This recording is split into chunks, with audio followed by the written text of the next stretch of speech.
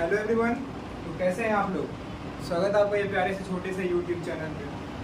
तो पहले की तरह हम आज भी वैसे ही बेसिक मैथ पढ़ाने वाले हैं।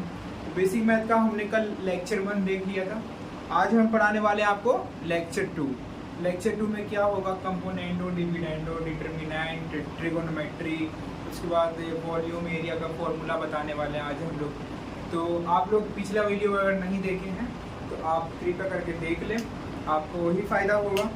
आप अगर जैसे बाइनोमियल अप्रॉक्सीमेशन कल पढ़ाए थे, क्वाड्रेटिक इक्वेशन पढ़ाए थे, ये सब अगर आप नहीं जान रहे हैं, बेसिक भी नहीं जान रहे हैं, तो आप जाके पिछला वीडियो देख सकते हैं।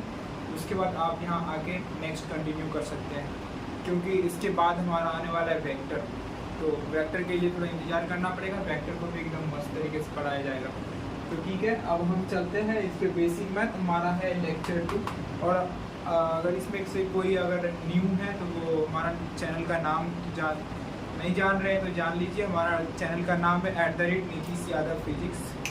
तो इसमें हम मेनली फिजिक्स ही पढ़ाते हैं, लेकिन कभी कभी इंटरटेनमेंट वाला वीडियो भी डाल देते हैं। तो आज हो सकता है गया होगा, आज दुर्गा पूजा है तो उसका शॉर्ट्स गया होगा, तो वही मस्ती का थोड़ा चल गया होगा। तो चलिए अब पढ़ाते हैं हम लोग। अब पढ़ाई पे आते हैं। तो ठीक है, प्लीज़ पढ़ा रहे हैं। तो ठीक है, आज पढ़ाते हैं हम आपको बेसिक मैथ का लेक्चर 2। तो लेक्चर 2 में आज हमारा होगा सबसे पहले कंपोनेंटो एंड डिविडेंडो। ठीक है, तो इसमें क्या पढ़ाएंगे आज? कंपोनेंटो एंड डिविडेंडो। ठीक है, तो पढ़ाते हैं आपको कंपोनेंटो। कभी आपने नाम सुना है कंपोनेंटो एंड डिविडेंडो? ये रेशियो में पढ़ा जाता था, क्लास 6, 7, 8 में पढ़ा होगा आप लोगों ने। लेकिन यहाँ पे थोड़ा बेसिक यूज़ आएगा यहाँ पे इसका फिजिक्स में, तो उसी को देख लेते हैं हम लोग। थोड़ा देखते हैं कंपोनेंटो एंड डिविडेंडो। कंपोनेंटो एंड डिविडेंडो ये क्या होता है? थ्योरम। ये टाइप से क्या है? क्या है? कंपोनेंटो एंड डिविडेंडो एक टाइप से थ्योरम है। इसमें ये हमको ये कहता क्या है? अगर कोई भी नंबर दिया हुआ है, आप मान लीजिए p/q = a/b फॉर्म का दिया हुआ है, तो उसमें से हम लोगों को कुछ अननोन निकालना होता है, p निकालना होता है, q निकालना होता है। तो उसको कैसे निकालेंगे?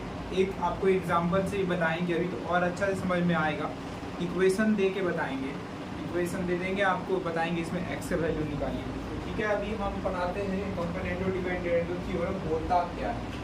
तो अपना पेन और सभी निकाल लेते हैं। पहले तो आप लिख लीजिए कंपोनेंटो डिविडेंडो होता क्या है। एक बार पेन सही कर दें। लिखिए आप लोग, फटाफट लिखिए। आज थोड़ा वीडियो हमारा लंबा जाने वाला है, या तो फिर हो सकता है बीच में कट करके दूसरे वीडियो बना दें। ठीक है, तो आप बनी रहिए, कंटिन्यू करिए, तो सब समझ में आने वाला है कि p/q = a/b। आपको बोले p/q = a/b फॉर्म का अगर कोई नंबर है, then the componendo and dividendo theorem क्या कहता है? Then the componendo and dividendo theorem क्या कहता है? कंपोनेंटो एंड डिविडेंडो थ्योरम से क्या कहता है? ये हम लोग को क्या कहता है? p+q by p - q।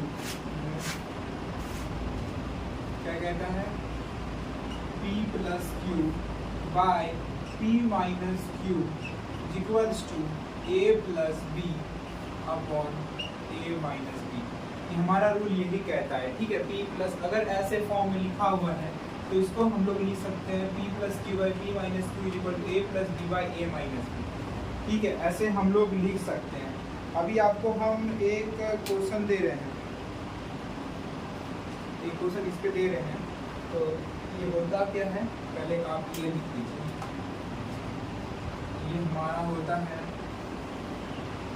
Theorem. आपको हम क्वेश्चन से समझाते हैं थ्योरम। ठीक है, आपको एक क्वेश्चन दे रहे हैं एग्जाम्पल लेते हैं। मान लीजिए आपको दे रहे हैं x+3 अपॉन x-3 और इज इक्वल्स टू 9/5। इसमें हम लोग को क्या करना है, सॉल्व फॉर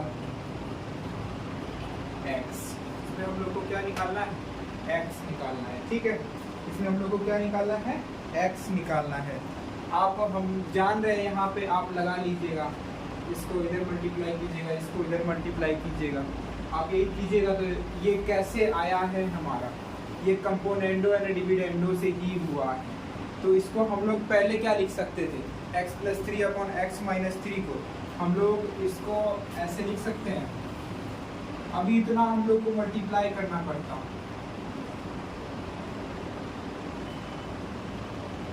हम जान रहे हैं, आप क्या करेंगे, इसको आप जानते कैलकुलेशन करिएगा। कैलकुलेशन करने में आपको बड़ा मज़ा आता है, लेकिन थोड़ा कभी कभी टाइम भी बचा लीजिए।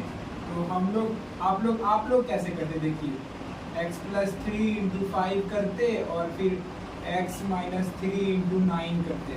आप ये करते, लेकिन इसमें तो बहुत टाइम लगेगा। इधर मल्टीप्लाई करो, ऐड करो, फिर सब ये सब करना पड़ता। तो ये सब करने से बचने के लिए अगर ऐसा फॉर्म ऑफ इक्वेशन दिया हुआ है तो क्या करना चाहिए, आप देख सकते हैं। यहाँ ऊपर देख लीजिए, आपको पैटर्न तो समझ में आ गया होगा अभी तक, हम क्या बोलना चाह रहे होंगे और क्या लिखना चाह रहे हैं।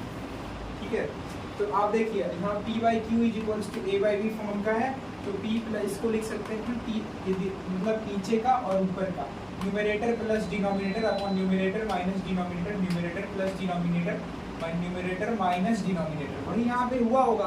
आप इसको कैसे पढ़ सकते हैं, x+3 अपॉन x-3, इसको आप लोग ऐसे पढ़ सकते हैं ना, x/3 हुआ होगा, ये इक्वल्स टू ये 9/5 हुआ होगा।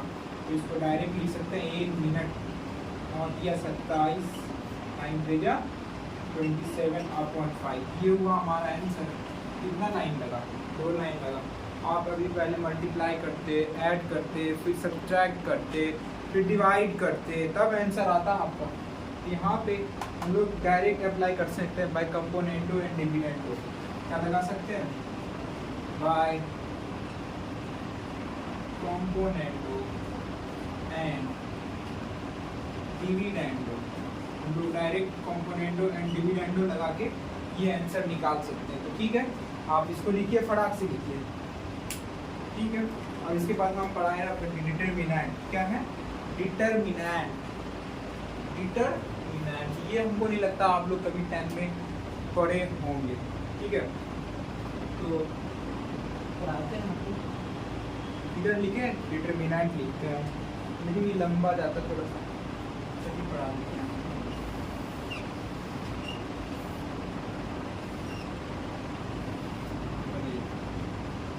क्या है डिटरमिनेंट,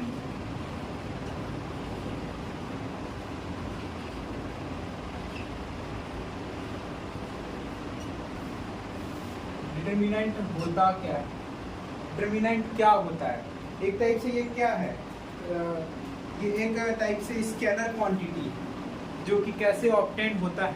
इसमें जो इसका जो रिजल्ट आता है वो क्या होता है, स्केलर क्वांटिटी होता है। वो कैसे ऑब्टेन होता है, इसमें होता है sum of the product of the two numbers. समझे, इसमें हम लोग क्या करते हैं, इसका डेफिनेशन आप लोग लीजिए, आपको दिखाते हैं क्या करते हैं। और पहले ये होता क्या है, डिटरमिनेंट होता क्या है, तो ये क्या है, they are the scalar quantities.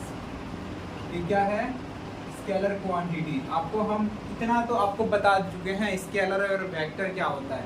आपको हम यूनिट एंड डायमेंशन में पढ़ा चुके हैं स्केलर एंड वेक्टर क्या होता है। आप वहाँ जाके देख सकते हैं स्केलर वेक्टर होता क्या है। आपको वैसे अभी तो पूरा मतलब वेक्टर में आपको सिखाया ही जाएगा स्केलर क्या होता है, वेक्टर क्या होता है, लेकिन तब पर भी आपको एक क्विक सा रिव्यू दे दिए उस पर, छोटा सा तो बता ही चुके हैं हम स्केलर और वेक्टर क्या होता है। स्केलर वो होता है जिसका सिर्फ मैग्नीट्यूड होता है, उसका डायरेक्शन नहीं होता है। मतलब जिसका सिर्फ मैग्नीट्यूड होता है, उसका डायरेक्शन नहीं होता है, न्यूमेरिकल वैल्यू होता है सिर्फ, उसका कोई डायरेक्शन नहीं होता है। तो वही होता है इसका डिटरमिनेंट क्या है, they are the scalar quantities. ठीक है, ये क्या है, स्केलर क्वांटिटीज। और इसको ऑब्टेन करते हैं कैसे, ऑब्टेन बाय, कैसे ऑब्टेन करते हैं, obtain by the sum of the product, अभी आपको बोले हम sum of the product of element of, इसमें एलिमेंट होता है कुछ, आपको बताते हैं कैसा डिटरमिनेंट होता है, of element of square matrix. इसमें एक कंडीशन है कि जो मैट्रिक्स टाइप होना चाहिए स्क्वायर ही होना चाहिए, रेक्टेंगल नहीं होना चाहिए। Of they are the scalar quantities obtained by the sum of the product of the element of a square matrix and by cofactors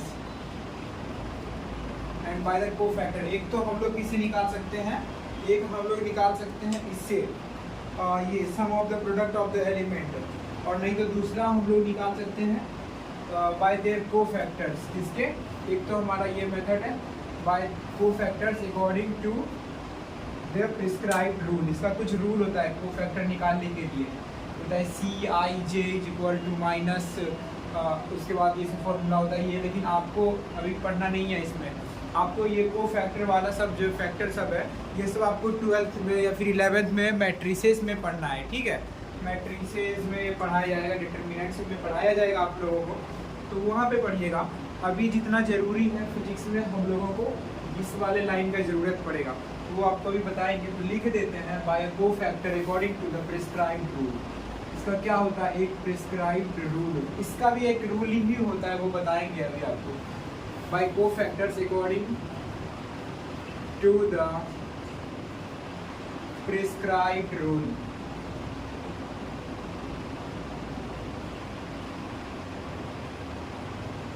क्या है, कोई रूल है इसका, एक बताते हैं अब आपको। तो सबसे पहले हम लोग देखते हैं कि डिटरमिनेंट दिखता कैसा है, ठीक है, कैसा दिखता है। तो डिटरमिनेंट हम लोगों को, हाँ ठीक है, तो डिटरमिनेंट कैसा दिखता है, तो डिटरमिनेंट कैसा दिखता है वो देखिए, ठीक है। ये देखिए यहाँ पे लिखा हुआ है क्या, सबसे पहले तो ये स्क्वायर मैट्रिक्स होना चाहिए, मतलब ये रेक्टेंगुलर फॉर्म का नहीं होना चाहिए, ठीक है। लेंथ इंटू ब्रेड्थ जो कहते हैं एक टाइप से, वो यहाँ पे सेम होना चाहिए, मतलब ऑर्डर जो है सेम होना चाहिए। डिग्री 2 इंटू 2 का ही होना चाहिए, अगर 3 इंटू 3 का तो 3 इंटू 3 का ही होना चाहिए, 3 इंटू 2 नहीं होना चाहिए। तो 3 इंटू 2 क्या होता है वो देखिए यहाँ। तो डिटरमिनेंट अगर मान लीजिए अभी हम लोग 2 इंटू 2 का लेते हैं स्क्वायर मैट्रिक्स, 2 मतलब एक ले लीजिए आप A, एक ले लीजिए B, एक ले लीजिए C, एक ले लीजिए D। तो ये किसका है, 2 इंटू 2 है, मतलब 2 रो इधर 2 कॉलम, ठीक है। ये हो गया, ये डिनोट करता है हमारा रो, और ये होता है कॉलम। एक टाइप से यहाँ क्या कह रहा है, element of a square matrix. Square matrix यहाँ पे 3 एलिमेंट रो में हो सकता है और 3 एलिमेंट हमारा कॉलम में भी हो सकता है, ठीक है, ऐसा भी हो सकता है। लेकिन अभी आपको पढ़ाएंगे 3 वाला भी पढ़ाएंगे। तो सबसे पहले ये देखिए कि इसको मिटा देते हैं, आप समझ गए या 2 इंटू 2, 3 इंटू 3 क्या होता है, यहाँ पे वो यूज़ नहीं करना है। तो इसका वैल्यू क्या आएगा हम लोग को वैल्यू इसका क्या आएगा, तो हम लोग इस दोनों को मल्टीप्लाई करते हैं। यहाँ लिखा हुआ है sum of the product of the element of a square matrix, और इस दोनों को मल्टीप्लाई करते हैं। तो ये देखिए इसका आंसर आता है हमारा AD माइनस BC। क्या आता है हमारा, इसका आंसर क्या आता है, AD माइनस BC, ठीक है। इसका आंसर हमारा आता है AD माइनस BC। अब एक एग्जांपल लेते हैं, हम आपको एग्जांपल देते हैं। एक एग्जांपल मान लीजिए D मान लीजिए, एक आपको क्वेश्चन देने की जरूरत अभी। इसका D निकालना है, मतलब D फॉर डिटरमिनेंट निकालना है, इस डिटरमिनेंट वैल्यू निकालना है। और ये जो हमारा आएगा ये क्या आएगा, ये स्केलर क्वांटिटीज है, मतलब इसका कोई यूनिट, इसका यूनिट नहीं आएगा, और इसका जो यूनिट आएगा भी तो डायरेक्शन नहीं आएगा, इसका यूनिट ऐसे होगा नहीं यहाँ पे फिजिक्स में, इसका कोई डायरेक्शन नहीं होगा, समझिए ये वेक्टर नहीं है, ये स्केलर क्वांटिटीज है। यहाँ पे लिखा था स्केलर क्वांटिटीज, ये देखिए। तो डिटरमिनेंट क्या होता है, स्केलर क्वांटिटीज होता है, ठीक है। तो अभी हम आपको एक एग्जांपल सॉल्व करके दिखाते हैं। -3 और ये हो गया 5, इसका वैल्यू निकालिए आप। कैसे निकालिएगा इसको, आप अगर सॉल्व कीजिएगा तो कैसे सॉल्व कीजिएगा, ये देखिए यहाँ पे ये हो गया a, ये b, ये c, ये d, आप क्रॉस मल्टीप्लाई करिए ऐसे करके, -3 × 1 और यहाँ पे हो जाएगा 5 × 3, जब 50 - 3 इसका हो जाएगा 12, आंसर हो जाएगा। ठीक है, अब दूसरा एक एग्जांपल और आपको देते हैं, 2 - 4 -3 और 3, इसको सॉल्व करके दिखाइए। अभी इसके फिर बढ़ेंगे ऊपर, 2 - 4 -3 और 3। ठीक है, तो इसका आप बताइए इसका क्या होगा, इसका 2 3 जा 6 और माइनस माइनस प्लस, -4 × -3 कितना होगा 12 होगा, और यहाँ पे बीच में आता क्या है, वैसे माइनस आता है, तो हो जाएगा 12 हो जाएगा -6। यही होगा हमारा इसका आंसर। अब हम लोग देखते हैं 3 × 3 स्क्वायर मैट्रिक्स का डिटरमिनेंट वैल्यू कैसे निकालते हैं। 3 × 3 का स्क्वायर मैट्रिक्स का हम लोग डिटरमिनेंट वैल्यू कैसे निकालते हैं वो देखेंगे। ठीक है, तो अभी हम आपको बता रहे हैं, अब इसको छापिए, तब तक मिटाते हैं।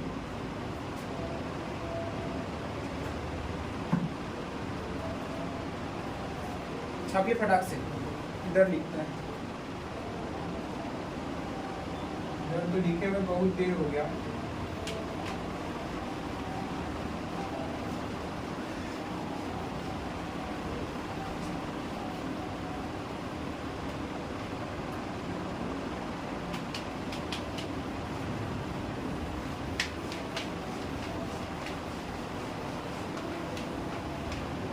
मिटा देते हैं, ये रहने दे रहे हैं। ठीक है, अब तक तो आपने छाप भी लिया होगा, नहीं छाप पाए तो आप पॉज करिए वीडियो को, स्क्रीनशॉट लीजिए, बाद में लिख लीजिएगा। जिनको भी लग रहा है कि ब्लर आ रहा है, वीडियो में भी कमेंट आया था जो वीडियो इज नॉट क्लियर, आप हमारा वीडियो सेकंड वाला जो है वीडियो से देखिए। फर्स्ट जो है लेक्चर 1 जो था हमारा, वो हम मान रहे हैं कि हमारा क्वालिटी ख़राब था उसमें, लेकिन उसके बाद जितना भी वीडियो आ रहा है हमारा वो क्वालिटी एकदम शानदार आ रहा है। अब देखते जाइए, आप अच्छे से पढ़िए, तो ठीक है हम पढ़ाते हैं अब आपको पढ़ाते हैं 3 × 3 स्क्वायर मैट्रिक्स। बड़ा होगा ये थोड़ा, यहाँ पे ले लीजिए आप A1 A2 A3 B1 B2 B3 और C1 C2 C3। जितना ऑर्डर का मैट्रिक्स होगा उतना एलिमेंट होगा। जैसे यहाँ पे 2 × 2 का था, तो इसको मल्टीप्लाई कीजिएगा ना तो 4 आएगा। तो देखिए 4 एलिमेंट है ना, 1 2 3 4। वैसे ये कितना ऑर्डर का है, 3 × 3 स्क्वायर मैट्रिक्स है, आप मल्टीप्लाई कीजिए, देखिएगा ये भी 9 आएगा।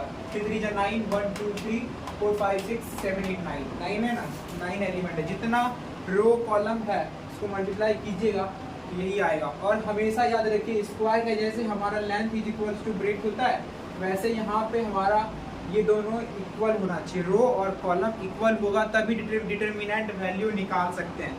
आज इसके अलावा हम लोग डिटरमिनेंट वैल्यू नहीं निकाल सकते हैं। ठीक है, अगर ऐसा नहीं होगा तो वो मैट्रिसेस बन जाता है। ठीक है, तो देखिए ऐसे में हम लोग इसका वैल्यू कैसे कैलकुलेट करते हैं।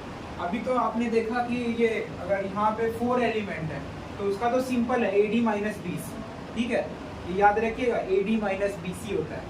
इसका कैसे निकालेंगे, इसका निकालने के लिए आपको एक रूल है, देखिए क्या करना है इसमें। देखिए एक बार आप A1 लीजिए, इस A1 को लीजिए और इस लाइन को पूरा भूल जाइए। ठीक है, इस लाइन को पूरा भूल जाइए। अब इसमें आप जो यहाँ लगाते थे वही लगाइए आप यहाँ पे। जैसे आपको बता रहे हैं, ये देखिए आप पहले A1 को सेलेक्ट कीजिए। ठीक है, A1 को सेलेक्ट कीजिए, उसके बाद इसका जो A1 का जो रो है और A1 का कॉलम है उसको भूल जाइए। उसके बाद उसमें ये लगाइए, ये वाला चीज लगाइए। चलिए इसको भूल गए,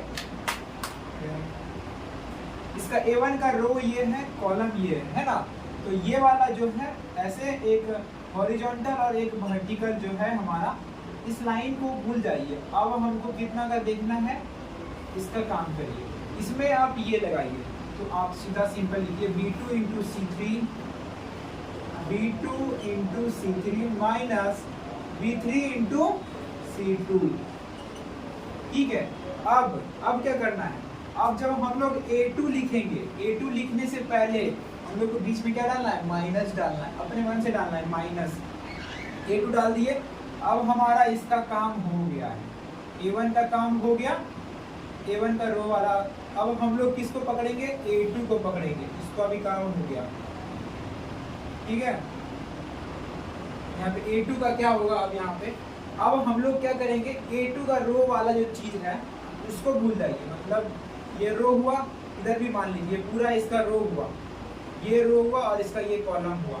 मतलब ये पूरा पार्ट आप जो है भूल जाइए, ये पार्ट नहीं,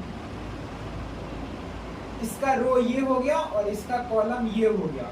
मतलब आपको ये इसमें से आपको कौन सा एलिमेंट लेना है, बस आपको इतना का ही काम करना है। तो आप फिर क्या कीजिएगा, B1 into C3 minus C1 into B3। क्या कीजिएगा, B1 into C3 minus C1 into B3। तो कैसे लिखेगा, B1 into C3 minus C1 into B3। अब जब हम लोग लिखेंगे A3 के बारे में, तो यहाँ पे डालेंगे प्लस, बीच में माइनस। ठीक है। बीच में क्या होगा, बीच में हमारा होगा माइनस आएगा ये, और फिर ये यहाँ पे प्लस माइनस प्लस। आप ये क्या करते हैं, हम लोग कंसेक्यूटिवली ले सकते हैं इसको। मानिए यहाँ पे जैसे जब A1 का लिखेंगे, आप डायरेक्टली बोलिए प्लस माइनस प्लस। अगर ये फोर्थ ऑर्डर का रहता ना, तो आप लिखते प्लस माइनस 5 का रहता, 5 इंटू 5 का एक और प्लस आ जाता, ऐसे चलेगा, plus minus plus, plus minus plus. ठीक है। तो इस रूल पे चलता है ये प्लस माइनस प्लस। ठीक है। ये A1 इंटू A1 का, जैसे आप A1 के बारे में लिखेंगे उसका रो और कॉलम को भूल जाइए, फिर उसमें ये वाला फॉर्मूला लगाइए। अब जब जैसे A2 का लिखेंगे उसका रो और उसका कॉलम भूल जाइए, उसमें फिर ये लगाइए। ठीक है। अब जैसे आप A3 लिखेंगे, A3 में आप A3 का कॉलम भूल जाइए और रो भी भूल जाइए।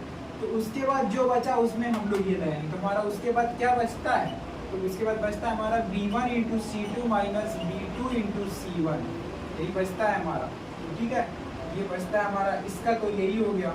चलिए ये सब मिटा के साफ कर देते हैं।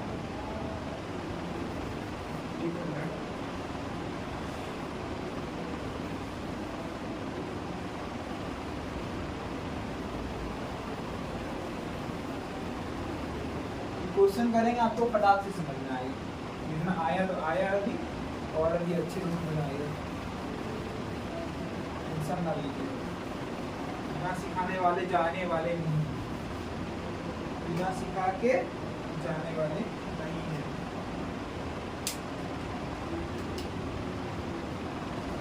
A1 A2 A3 B1 B2 B3 C1 C2 C3। तो इसका क्या होगा, ये A1 लिखिए और उसको इसका रो इसका कॉलम भूल जाइए।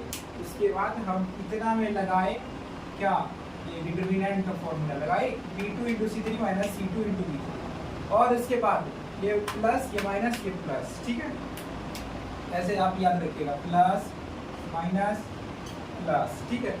इसके बाद बीच में क्या आया, माइनस लगाना है, तो minus A2 B1 into C3, और जितना भी ये सब है इसको विद साइन लीजिएगा।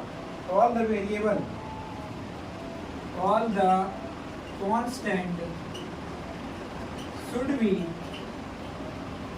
Considered with sign. जो साइन है वो भी लेना है, हम लोग कंसीडर करना है साइन, कंसीडर्ड विद साइन। एकदम साइन तो कंपलसरी है। साइन जहाँ पे अगर यहाँ पे -4 दिया है तो -4, और C3 का वैल्यू मान लीजिए अगर -2 दिया है तो -4 इंटू -2 होगा। ठीक है। ऐसे लिखना है, मतलब साइन को छोड़ना नहीं है। साइन छोड़ दिए क्वेश्चन गलत हो जाएगा। आप इसको छापिए फटाक से, इसके बाद क्वेश्चन कराते हैं इसमें आप।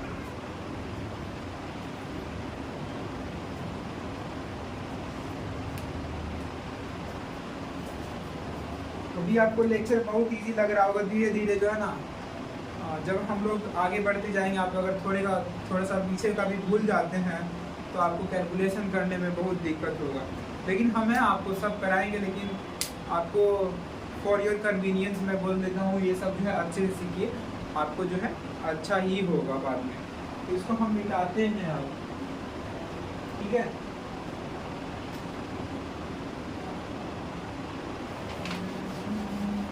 ये वाला हम पूरा ऊपर लिख लेंगे अभी।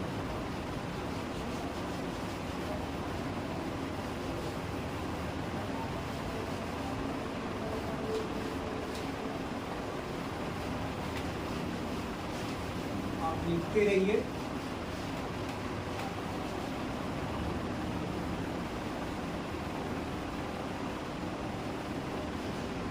छापते जाइए।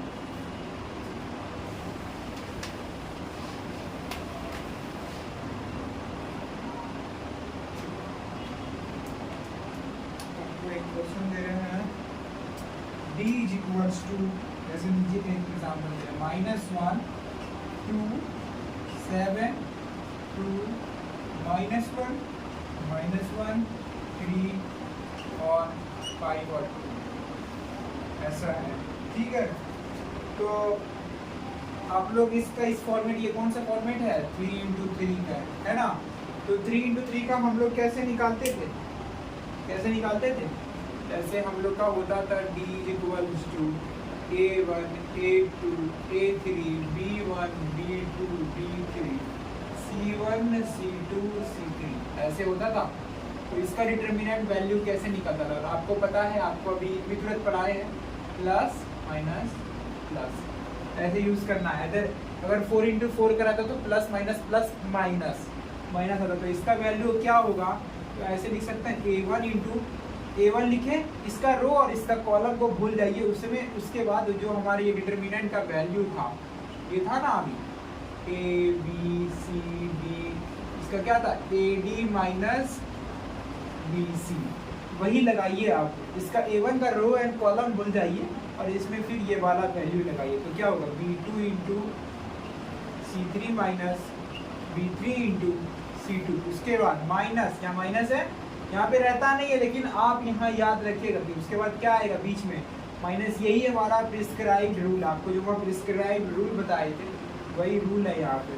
तो माइनस a2 इंटू a2 का रो और कॉलम को भूल जाइए, तो क्या मिलेगा हमारा b1 into c3 minus c1 into b3। उसके बाद प्लस में a3 बचा हुआ है, a3 का रो कॉलम भूल जाइए, तो हमारा बचेगा b1 into c2 minus b2 into c1, ये बचने वाला है हमारा। तो डिटर्मिनेंट वैल्यू ये होगा। तो उसी के हिसाब से इस क्वेश्चन को आप सॉल्व करके दिखाइए। सॉल्व कीजिए आप लोग एक बार अपने से ट्राई कीजिए, हम तो तुरंत बना देंगे इसको, तो देरी नहीं लगेगा। ठीक है, हम सॉल्व करके दिखाते हैं इसको, सॉल्यूशन करते हैं इसका।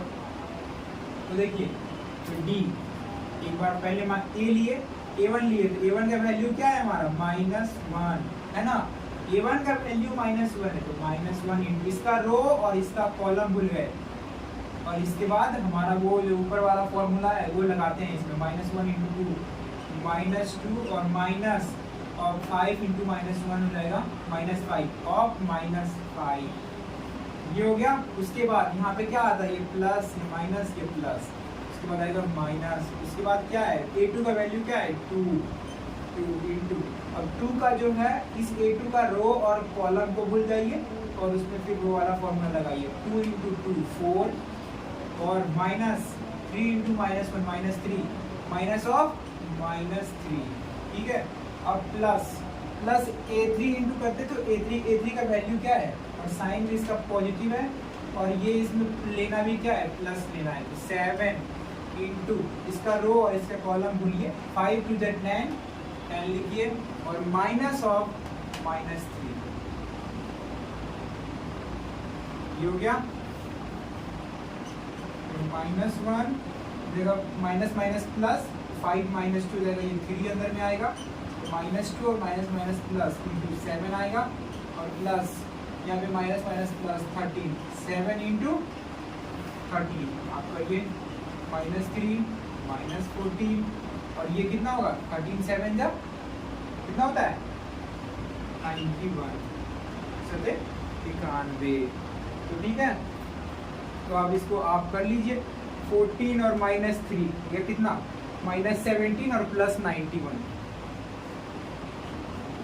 -17 और +91 कितना होगा 11 इधर हो गया और आ जाएगा लगभग हमारा आएगा 74। कितना आएगा 74 आएगा आंसर। कितना आएगा 74। ठीक है, ये हो गया हमारा आंसर। अब हम दूसरा क्वेश्चन लेते हैं आपको, वो हमको अब आप हमको करके दिखाइए, मतलब आप हमको क्या ही अभी दिखा पाइएगा। तो आप लोग अपना कॉपी में क्या कह सकते हैं सिंसियरली सॉल्व कीजिए, ऑनेस्टली सॉल्व करिए, देखिए हम जो अभी सॉल्व करेंगे आप पॉज करिए वीडियो को कि वही आंसर आ रहा है कि नहीं, मेथड सेम है कि नहीं, वैसे बनाया जा रहा है कि नहीं। ठीक है, तो एक क्वेश्चन देते हैं आपको।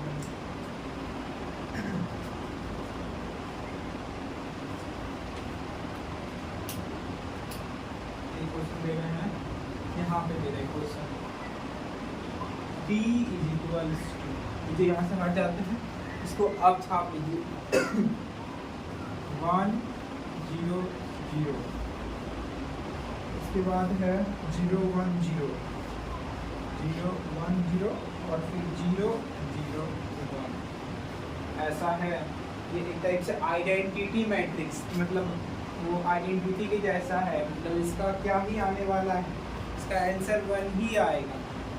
कर लीजिए, आपने निकाल चेक कर लीजिए, कोई चेक ही करा देते हैं। देखिए आप तो फटाक से सॉल्व कर ही लीजिए, ये हम तो फटाक से सॉल्व कर देंगे।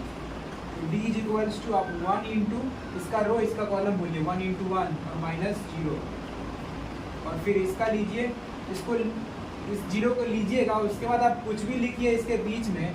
मान लीजिए हम लिख ही दे तो इसका रो और कॉलम भूल के 0 1 तो 0 0 0, तो यहाँ पे 0 ही आएगा और प्लस उसके बाद फिर लीजिएगा, फिर कुछ लीजिएगा, तो 0 से मल्टीप्लाई होगा ही तो 0 ही ना आएगा, तो डायरेक्ट क्या बचा हमारा आंसर 1 बचा।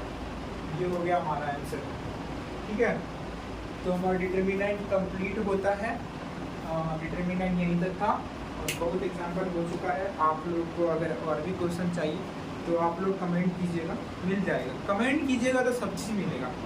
आप लोगों को बोलिएगा कमेंट में हमको क्वेश्चन भी चाहिए तो क्वेश्चन भी मिलेगा, सब चीज़ अवेलेबल है, कोई टेंशन नहीं है। ठीक है, आप लोग बस डिमांड कीजिए, आपको सप्लाई होगा। चलिए अब हम लोग पढ़ते हैं ज्योमेट्री का सम यूजफुल फॉर्मूला, जो आपको क्या कहते हैं यूज आने वाला है। मतलब क्या volume, area, surface area, total surface area, curved surface area, ये सब आप लोगों को क्या आने वाला है यूज आने वाला है थोड़ा थोड़ा। जब आप लोग निकालिएगा, जैसे आप लोग रोटेशन निकालिएगा उसमें आएगा हम लोगों को, और फिर जैसे फोर्स निकालिए, वर्क एनर्जी पावर पढ़िएगा ना, उसमें भी निकलेगा F.D, उस सब में भी आता है एरिया सबका कंसेप्ट, कहीं कहीं आता है, तो आते रहेगा, पूरा फिजिक्स में ही आएगा, कहीं भी एरिया आ सकता है। तो हम लोग कैसे निकालेंगे, जैसे आप अगर अभी 12th में जाइएगा तब तक तो आप बहुत कुछ सीख जाइएगा। मैग्नेटिक फील्ड निकालिएगा तो फ्लक्स बराबर V.dA होता है, तो DA क्या होता है एरिया, तो क्या एरिया है, अगर सिलेंड्रिकल है क्या है नहीं है, वैसे निकालना पड़ता है। तो आपको अब हम ज्योमेट्री का सम यूजफुल फॉर्मूला बताते हैं, उसके बाद ट्रिग्नोमेट्री है, उसके बाद हमारा ये वाला चैप्टर भी खत्म हो जाएगा। फिर पढ़ाएंगे आपको वेक्टर, तगड़े तरीके से वेक्टर पढ़ाया जाएगा। और हम तो अभी सब कोशिश कर रहे हैं कि सभी वीडियो को तगड़ा ही रखना है, इतने अच्छे से पढ़ाना है कि बच्चे को पूरा समझ ही आ जाए, कहीं इधर उधर ना मतलब घूमना पड़े अलग चैनल के लिए। ठीक है, ठीक है, अब डालते हैं।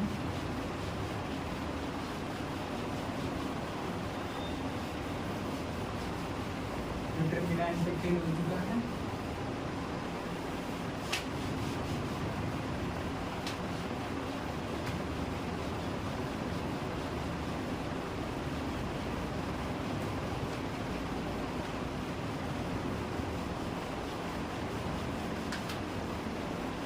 अभी जो हम लिखाने वाले हैं वो पूरा थ्योरेटिकल ही है, उसमें क्या ही समझाएंगे आपको, याद करना होगा आपको, कुछ कुछ उसमें से आपको याद होगा और कुछ कुछ नया आएगा उसको याद कर लीजिएगा। तो बस उसमें कुछ समझाने वाला नहीं है आपको, आपको हम प्रोवाइड करेंगे, वो आप लिख लीजिएगा, आप याद कर लीजिएगा, वो तो आपके लिए अच्छा होगा, ठीक है, वो हानिकारक नहीं होगा। तो ठीक है, हम पर आते हैं, इसके बाद एक बार वीडियो देखते हैं कैसा आ रहा है।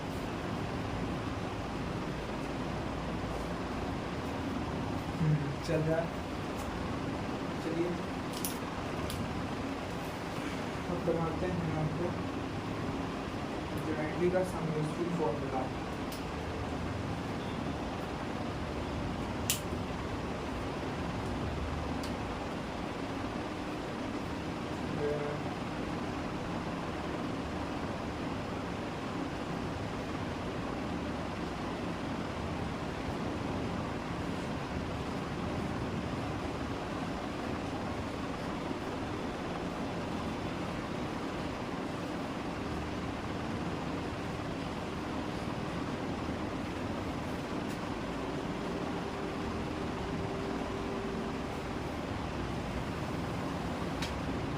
ज्योमेट्री का सम यूजफुल फॉर्मूला पढ़ाते हैं, बताते हैं, पढ़ाने वाला कोई चीज़ है नहीं, जो भी नया होगा आपको तो बता ही देंगे हम, ठीक है, तो बना बना के समझा देंगे आपको। तो सबसे पहले हम लोग formula for the determination of area कैसे कोई चीज़ का डिटरमाइन करते हैं, उसके लिए क्या फॉर्मूला है। तो हम लोग पहले एरिया के लिए लिखते हैं formula for determination of area कैसे निकालते हैं, ठीक है। इसमें भी बहुत टाइप का आएगा, CSA TSA, ठीक है, और कम्ड सरफेस हो गया, टोटल सरफेस एरिया हो गया, सरफेस एरिया होगा, ऐसा ही कुछ आएगा यहाँ पे। तो आप चालू करते हैं हम धीरे धीरे, तो देखिए देखते जाइए और आप लोग फटाफट लिखते जाइए मेरे साथ साथ लिखिए। एरिया ऑफ स्क्वायर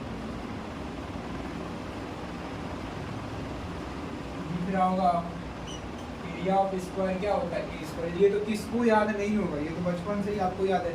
या फिर ए यहाँ पे क्या है, साइड है, चलिए आपको लिख देते हैं हम साइड स्क्वायर, साइड का स्क्वायर। उसके बाद एरिया ऑफ रेक्टेंगल, तो आप लोग जानते हैं लेंथ इंटू ब्रेड्थ होता है, तो चलिए लेंथ इंटू ब्रेड्थ भी लिख देते हैं। एरिया ऑफ, ये सब बेसिक चीज है, एरिया ऑफ रेक्टेंगल, ये सब नहीं पढ़िएगा तो आगे बहुत दिक्कत होगा। लेंथ इंटू ब्रेड्थ या फिर L इंटू बी, जिसको आप लोग कह सकते हैं लेंथ इंटू ब्रेड्थ, ठीक है। अब हम लोग पढ़ते हैं area of triangle, area of triangle, ऐसे हम करते हैं ट्रायंगल को। और आप जो डिटर्मिनेंट निकाल रहे थे डी, डिटर्मिनेंट को ऐसे भी शो करते हैं हम लोग, ऐसे ट्रायंगल से डिटर्मिनेंट को भी शो कर सकते हैं, ठीक है। तो याद रखिएगा, एक आपको बता दिए, उस समय भूल गए थे तो बता दिए अभी। एरिया ऑफ ट्रायंगल क्या होगा, half into base into height, और हाइट जो होता है वो क्या होता है, परपेंडिकुलर होता है बेस से। हाइट ऑलवेज क्या होता है, height is always perpendicular to base. Height जो होता है it is always perpendicular to base. मान लीजिए कोई भी टाइप का ट्रायंगल हो, मान लीजिए ऐसा है, स्ट्रेट है, तो मान लीजिए हाइट होगा क्या इसका, ये अगर बेस है ये वाला, ए बी हमारा अगर बेस है, if A B is base, तो ये DC जो होगा ये हमारा हाइट होगा, लेकिन कब होगा, जब DC परपेंडिकुलर होगा AB के, ठीक है। चाहे यहाँ से हो जाए परपेंडिकुलर, चाहे यहाँ से, कहीं से, जरूरी नहीं कि बीच से ही होगा, कहीं से भी हो सकता है। तो ये हाइट हो गया हमारा, ये क्या हो गया हाइट, और ये हो गया हमारा base. Height into base, area of triangle क्या होता है, half into v into H, half into base into height. अब धीरे धीरे हमारा बढ़ेगा। अब हम लोग चलते हैं एरिया ऑफ ट्रेपेजॉइड, एक टाइप से ट्रेपीजियम। ठीक है, ट्रेपीजियम कैसा होता है वही बताते हैं आपको। एरिया ऑफ ट्रेपेजॉइड, ना बताते हैं आपको ट्रेपीजियम कैसा होता है। ट्रेपीजियम का सबसे पहले आप जान लीजिए, इसका दो साइड जो होता है पैरेलल होता है, दो साइड नॉन पैरेलल होता है। वो यूनिफॉर्म लेंथ का भी हो सकता है और नॉन यूनिफॉर्म लेंथ का भी हो सकता है। तो ये हो गया हमारा, दो साइड तो पैरेलल ही होता है। पैरेलल का साइन ऐसे दिखाते हैं और ये लाइन इसके पैरेलल है तो इसमें भी ऐसे कर दीजिए। तो ये हो गया हमारा पैरेलल। आप इसको नेमिंग कर दीजिए ए बी सी डी। आप इसमें से क्या कह सकते हैं, A B and D C are parallel side.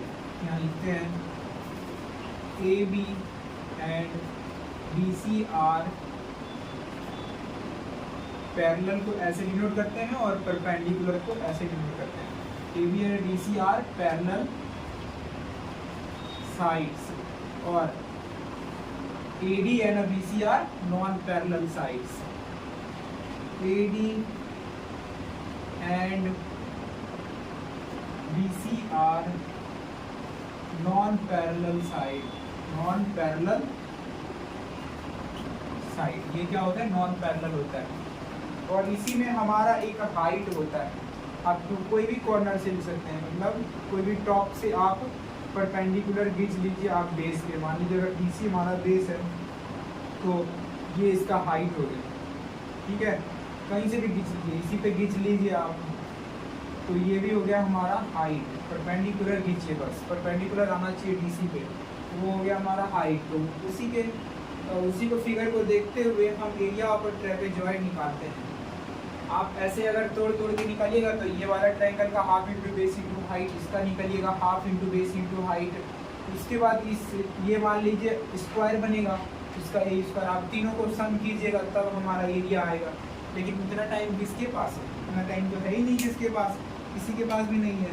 तो इसको हम लोग कैसे लिख सकते हैं, तो इसको हम लोग एरिया ऑफ ट्रेपेजॉइड लिख सकते हैं हाफ इंटू डिस्टेंस बिटवीन, कैसे लिख सकते हैं, हाफ इंटू डिस्टेंस बिटवीन, इस टाइप से हाइट। डिस्टेंस मतलब distance between parallel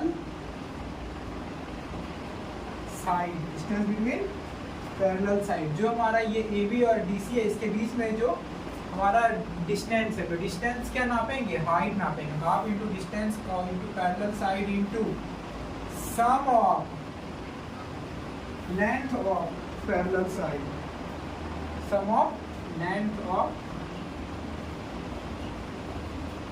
parallel side. ऐसे हम लोग निकालेंगे इसका। तो ठीक है, इसको आप छापिए, इसमें मिटाते हैं, जगह नहीं बचा हमारा बोर्ड में। उसके बाद आपको बहुत सारा फॉर्मूला है अभी लिखने के लिए। देखिए फटाक से स्क्रीनशॉट लीजिए, इसको मिटाते हैं आप हम।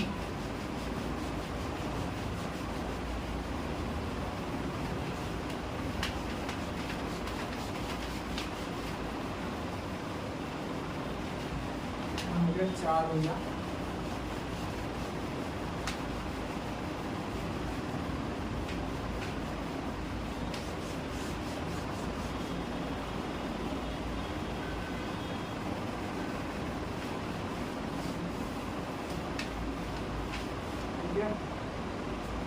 अब आप लोग area enclosed by circle. Circle से क्या होता है, आप हम उतना आप नहीं लिखते एरिया इनक्लोज्ड बाय, सीधा लिखिए एरिया ऑफ सर्कल। सर्कल का एरिया क्या होगा, pi r square, where r क्या होता है यहाँ पे, r is equals to radius of circle. ठीक है, ये रेडियस ऑफ सर्कल है। ठीक है, इसको हटाते हैं, जगह बचेगा हमारा। तो हमारा ये 5 नंबर का। 6 नंबर देखते हैं, 6 नंबर क्या है।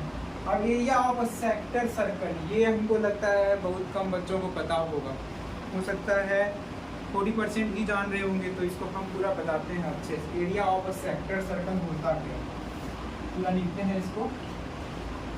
एरिया ऑफ सेक्टर सर्कल, ये क्या होता है, half into theta into r square. और यहाँ पे थीटा हमारा इसमें होता है। थीटा होता क्या है, it is angle subtended at the centre, किसके द्वारा, आर्क के द्वारा। किसके द्वारा, आर्क के द्वारा। दो आर्क मान लीजिए, तो एक आर्क ले लीजिए, उसके बीच में क्या एंगल सबटेंड हुआ है, वो है, जैसे आपको बताते हैं फिगर से। यहाँ पे where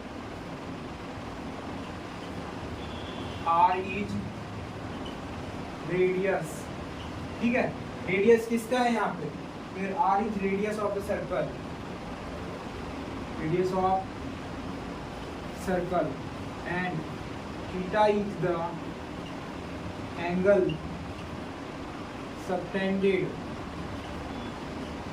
by the arc of circle, ठीक है, जो भी सर्कल का आर्क है उसके एंगल सबटेंड हुआ उसी को थीटा कहते हैं।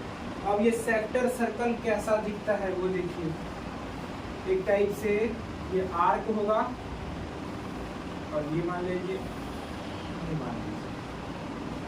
ये हो गया हमारा बीच का थीटा, ठीक है, ये हो गया थीटा, और ये हो गया मेरा are.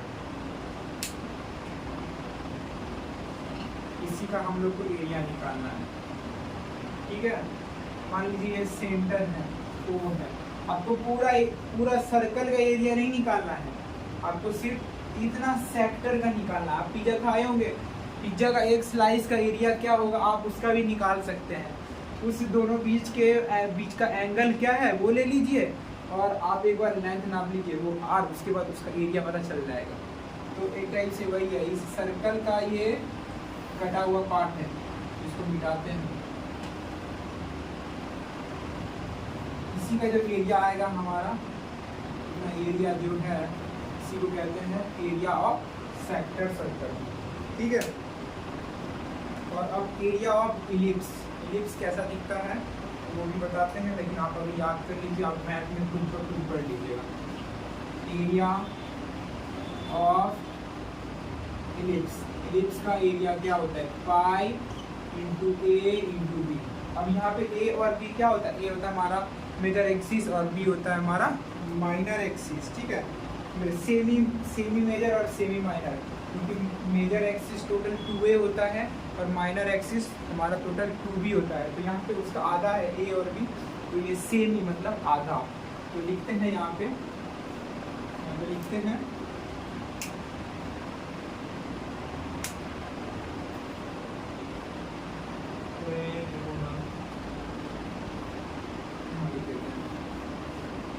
where a is semi major axis length, semi major axis का length and b is semi minor axis का length, ठीक है। और हमारा एलिप्स कैसा होता है, देखिए एलिप्स कैसा होता है, एक टाइप से ये चपटा होता है। सर्कल तो पूरा मतलब गोल होता है, तो हमारा एलिप्स कैसा होता है, आप एक टाइप से वो देखें, कौन सा बॉल बोले,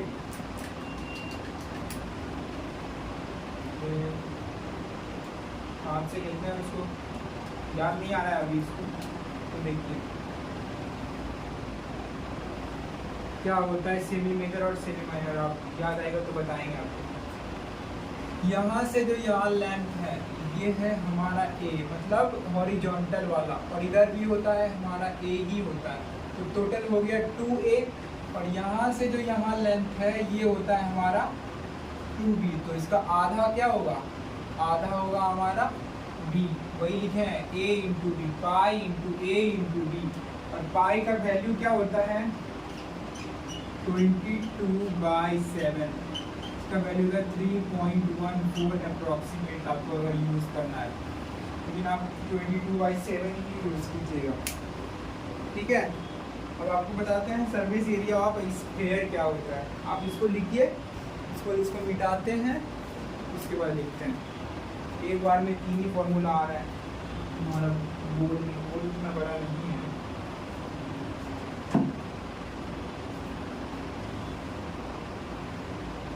मिटाते हैं, तब तक आप लिख लीजिए।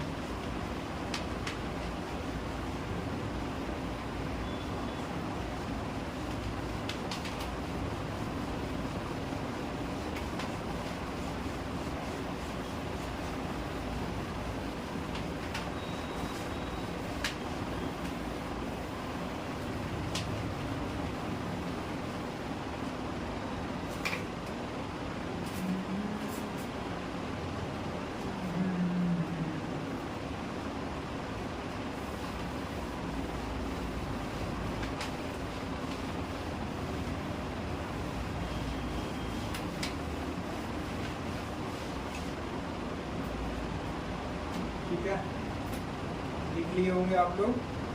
अब आपको बताते हैं हम area, surface area of sphere. ये जो भी था ये नंबरिंग याद नहीं है। Surface area of sphere, sphere का हमारा सरफेस एरिया क्या होता है, 4πr²। क्या होता है, याद रखिएगा इसको, 4πr² होता है। ठीक है, 4πr²। अब हम लोग लेते हैं एरिया ऑफ पैरेललोग्राम। पैरेललोग्राम जानते हैं आप लोग कैसा होता है? पैरेललोग्राम जिसका सभी साइड जो है हमारा पैरेलल होता है, मतलब 2 साइड हॉरिजॉन्टल में और 2 साइड थोड़ा स्लैंट होता है, वो भी पैरेलल होता है। तो हमारा पैरेललोग्राम का एरिया क्या होता है वो देखिए।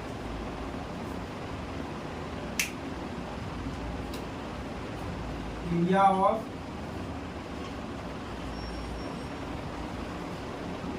पैरेललोग्राम,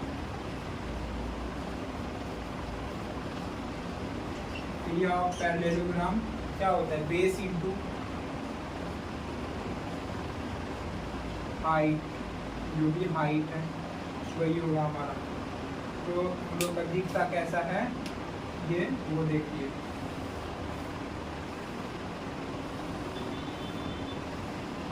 ये होता है, इसका जो है ये वाला साइड पैरेलल होता है। आप नेमिंग कर दीजिए ABCD।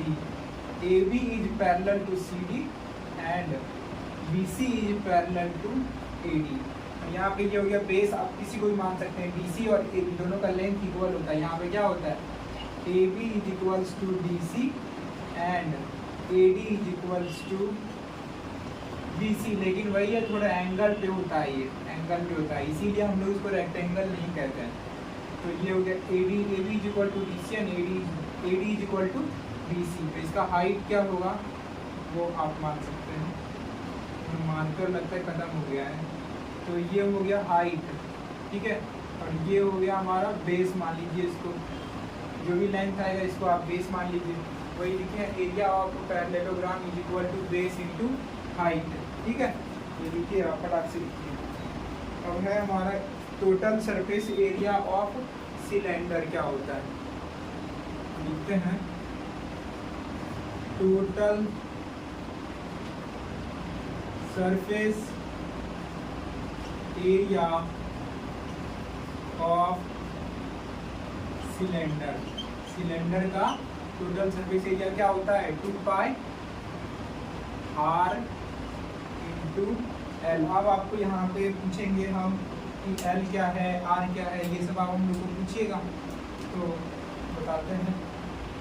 आर और एल है क्या हमारा, आर क्या है रेडियस और एल है हमारा length of cylinder, where r is radius of cylinder and length and L is length of cylinder. ये क्या है? लेंथ ऑफ सिलेंडर है। सिलेंडर कैसा होता है? ऐसा होता है ना, ये होता है सिलेंडर हमारा। तो इसमें से ये जो हो गया हमारा सेंटर, इसको आप R मान सकते हैं, और यहाँ से जो हमारा ये लेंथ हो गया, ठीक है, जो कि लेंथ, तो आप लिख लिए होंगे इतना, ठीक है कि नहीं लिखे? ये कर्व्ड सरफेस एरिया, टोटल नहीं है, कर्व्ड है, कर्व्ड सरफेस एरिया। अब हम लोग निकालेंगे टोटल सरफेस एरिया। तो इसको कर्व्ड क्यों कहें हम लोग? कर्व्ड में हम लोग कौन सा एरिया कंसीडर नहीं करते हैं? जानते हैं कर्व्ड और टोटल में अंतर क्या होता है? कर्व्ड सरफेस एरिया और टोटल सरफेस एरिया में क्या अंतर है? अभी हम लोग कर्व्ड सरफेस एरिया जो निकाले, हम लोग क्या निकाले जानते हैं? देखिए क्या निकाले। किसी को पता भी, मतलब लगभग को तो पता भी नहीं होता कि कर्व्ड और ये टोटल सरफेस एरिया में अंतर क्या है, ठीक है, डिफरेंस क्या है। तो अभी हम लोग को पता है, ये है हमारा रेडियस और ये हो गया हमारा लेंथ, ठीक है। कर्व्ड सरफेस एरिया में हम लोग क्या किए, ये ऊपर वाला एरिया जो है हम लोग निकाले ही नहीं, सिर्फ हम लोग कौन सा एरिया लिए हैं,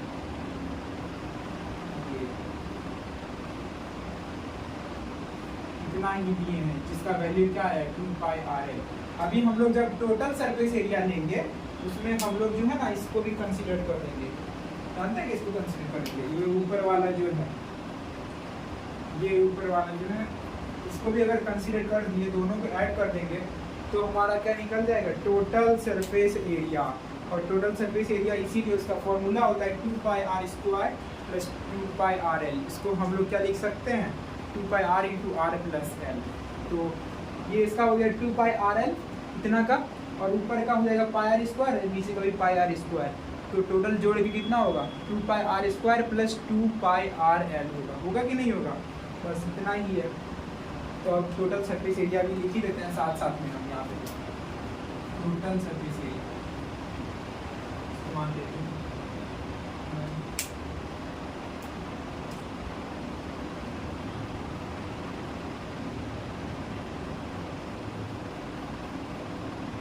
ये है हमारा, यहाँ टोटल सरफेस एरिया का हम बना रहे हैं, और यहाँ बना रहे हैं आपको सिर्फ कर्व्ड सरफेस एरिया, ठीक है, अलग अलग।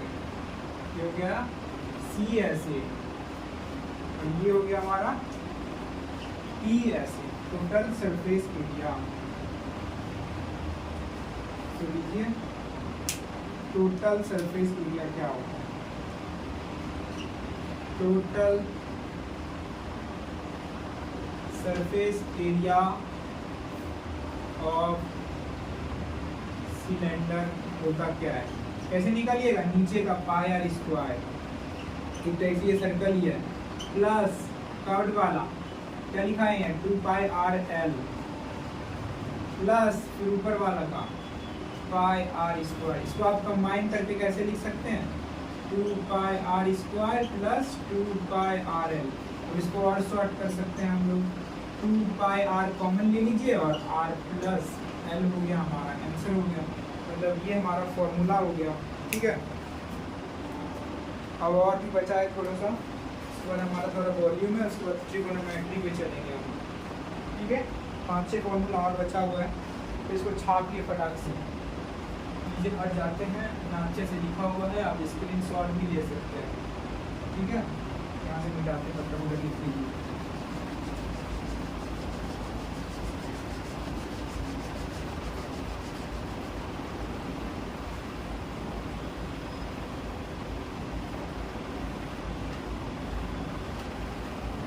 हाथ स्पीड चलाइए पूरा, साथ साथ लिखिएगा तो और भी अच्छा होगा, आपका स्पीड बढ़ेगा, ठीक है।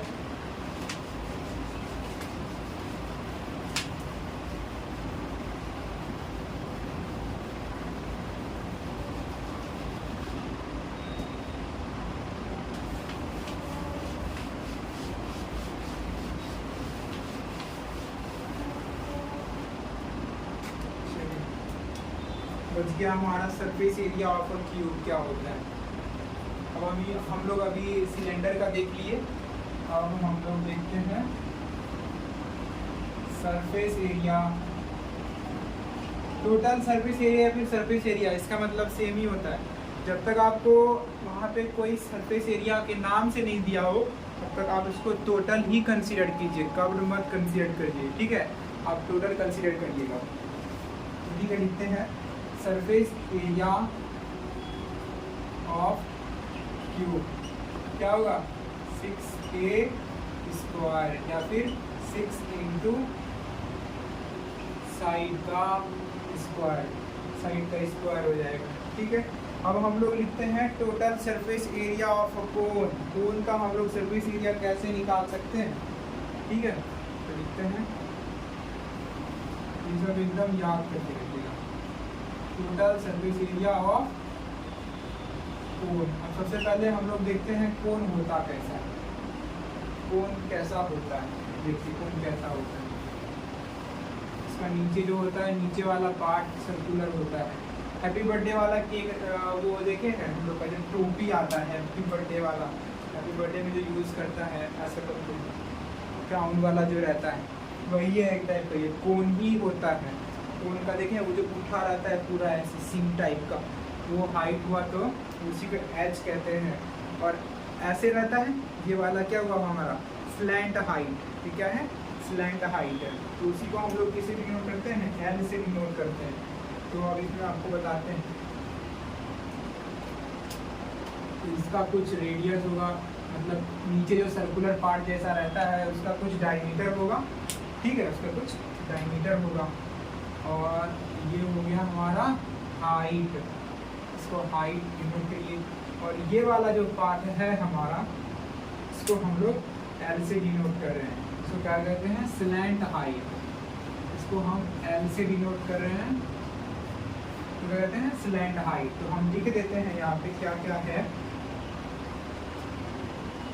Where L is equals to, L is slant height, L is slant height. L क्या है, स्लैंट हाइट है। और एच क्या है, height of a cone, H is height of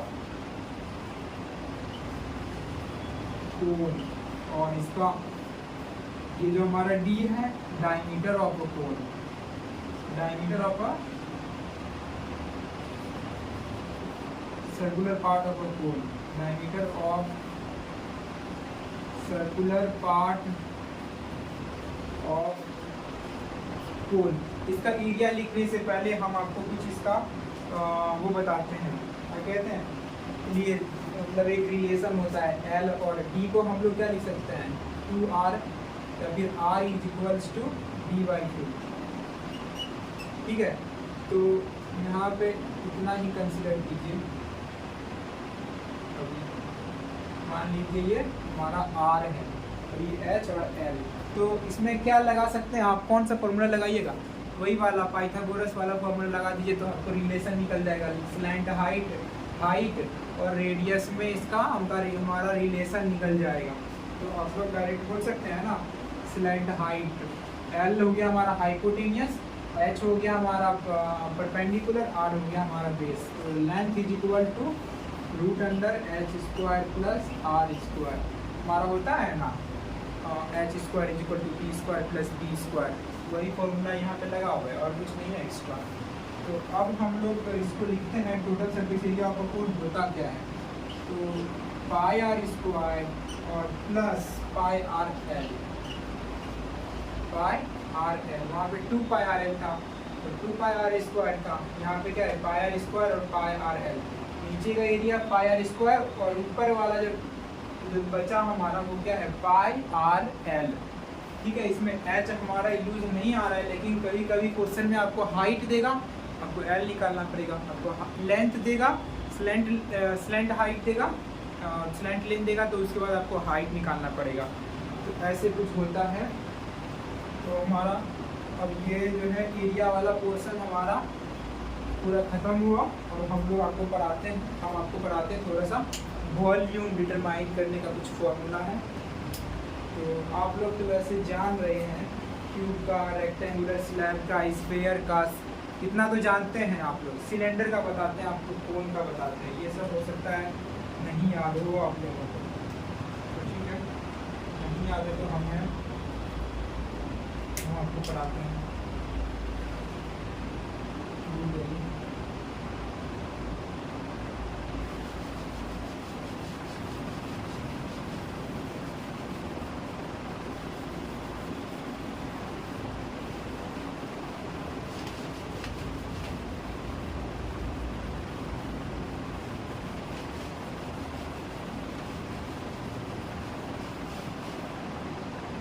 ऐसे भी हमारा वीडियो बहुत लंबा हो गया है, अब हम नेक्स्ट वीडियो में आपको ट्रिगोनोमेट्री पढ़ाएंगे, ठीक है। अभी आपको पढ़ाते हैं फॉर्मूला फॉर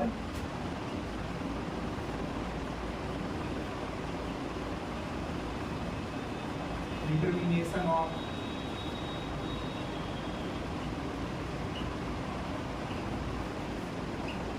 वॉल्यूम, वॉल्यूम को डिटरमाइन करने का फॉर्मूला, ठीक है। क्या करना है? डिटरमाइन करना है वॉल्यूम, वॉल्यूम डिटरमाइन करना है, तो वॉल्यूम डिटरमाइन करते हैं। चलिए लिखते हैं रेक्टेंगुलर स्लैब, यहीं पे हम चारों फॉर्मूला लिख के खत्म कर देंगे, ठीक है। वॉल्यूम ऑफ रेक्टेंगुलर स्लैब क्या होगा? Length into breadth into height, ये तो सबको ही जान रहा है। और वॉल्यूम ऑफ क्यूब, क्यूब का वॉल्यूम क्या होता है? साइड क्यूब, साइड का क्यूब ले लीजिए, बस इतना होता है हमारा। अब हम लोग कर लेते हैं volume of sphere, volume of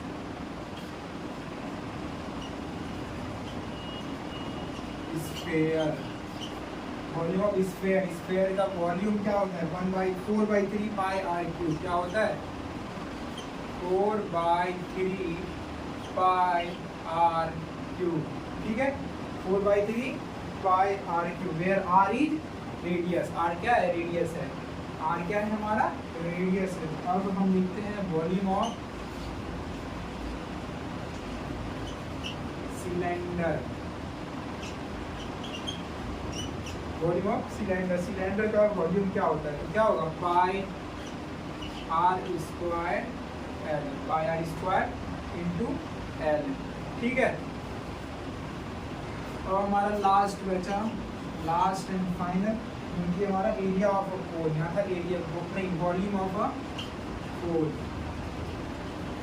वो वॉल्यूम ऑफ कोन, जिसका क्या होता है? 1/3 pi r square h, 1/3 pi r square h. यहाँ देखिए एच यूज आ रहा है ना, यहाँ पे एच आ जाएगा, वहाँ पे एल था, यहाँ पे एच आ गया हमारा। तो अब हम लोग यहीं तक रखते हैं आज, और उसके बाद हम लोग कल देखेंगे, ठीक है। हम लोग कल देखेंगे अब नेक्स्ट वीडियो में। ऐसे भी हमारा वीडियो बहुत लंबा हो चुका है, तो आप बोर भी हो जाइएगा, तो ठीक है। अब हम आगे जो है हमारा बेसिक मैथ का लास्ट लेक्चर बचा हुआ है, इसमें हम पढ़ाने वाला है आपको है ट्रिगोनोमेट्री, आपको बहुत मज़ा आने वाला है, आप आइएगा ज़रूर देखने के लिए, ठीक है। तो अगर आपको वीडियो अच्छा लगे तो आप लाइक सब्सक्राइब कीजिए, जितना हो सके ज़्यादा से ज़्यादा शेयर कीजिए अपने दोस्तों को। और जो अभी न्यू आप 11th में आए हैं, जेई का तैयारी करना चाहते हैं, अगर जेई का तैयारी नहीं भी करना चाहते हैं, बोर्ड्स का ही तैयारी करना चाहते हैं, तो भी वहाँ पर तो लिखना ही पड़ेगा, कम से कम थ्योरी तो लिखना पड़ेगा आपको, उसमें उतना नहीं बनाइएगा। तो उसको भी आप अपने दोस्तों को भी बुलाए, बोले सजेस्ट करें, या अगर आपको अच्छा लगता है तो आप अपने दोस्त को भी सजेस्ट करें आप पढ़ने के लिए। और please do like and subscribe, ठीक है। अगर आपको अच्छा लगता है तो सब्सक्राइब जरूर कीजिए, सब्सक्राइब करने में आपका कुछ जाने वाला ही नहीं, आप बस आप प्रेस करिएगा, हो जाएगा। तो ठीक है, आप लोग अगर क्या कहते हैं, अगर आप लोग सब्सक्राइब करते हैं तो हमें मोटिवेशन मिलता है, आपको और अच्छा कंटेंट डाल सकते हैं। ऐसे अगर नहीं करिएगा तो हमारा भी लो हो जाएगा मोटिवेशन भी, क्या डालना है नहीं डालना है, बच्चे लोग तो देख नहीं रहे हैं, तो ठीक है आप लोग अगर देखिएगा तो डालेंगे ही। ठीक है, ऑल द बेस्ट। तो अब हम लोग वीडियो को रिवाइंड करते हैं। ठीक है, ओके बाय।